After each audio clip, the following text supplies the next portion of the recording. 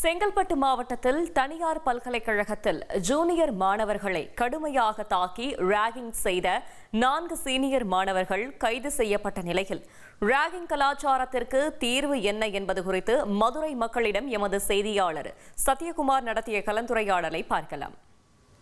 ஒரு சில பயம், அவங்க தற்கொலைக்கு போற அளவுக்கு கூட இந்த மாதிரி நிறைய சிச்சுவேஷன் நிறைய இடத்துல நடக்குது.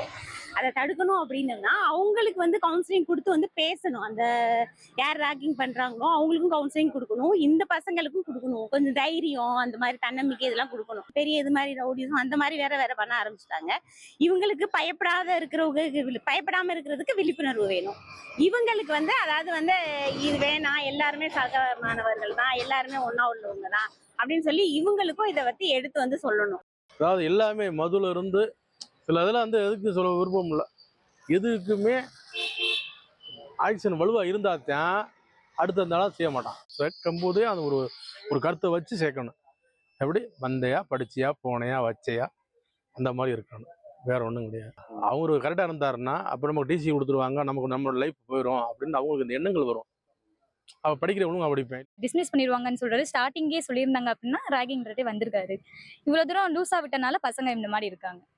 இதுக்கு வேற என்ன தீர்வு? பேரண்ட்ஸ் வீட்டுல இருந்து விரும்புறே சொல்லி அனுப்பணும். நம்ம அக்கா தங்கச்சி மாதிரி தான்டா அப்படின்னு சொல்லிட்டு எல்லாமே ஒற்றுமையா போங்க அப்படின்னு சொல்லி அனுப்புனா அவங்க கரெக்டா இருப்பாங்க. சின்ன வயசுல இருந்து கல்லூரி நிர்வாகம் தான் பார்த்துட்டு என்ன செய்யணுமோ அதை செய்யணும்.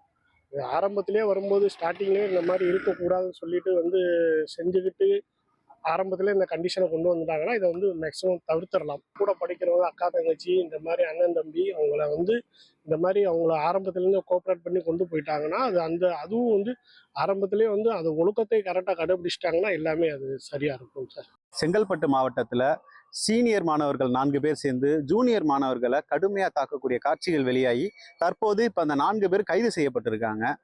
இந்த சூழ்நிலையில் இந்த கல்லூரிகளில் நடக்கக்கூடிய ராகிங் கலாச்சாரம் குறித்து மதுரை மக்கள் என்ன சொல்றாங்க அப்படின்ற கருத்துக்களை நாம இப்ப பார்த்தோம்.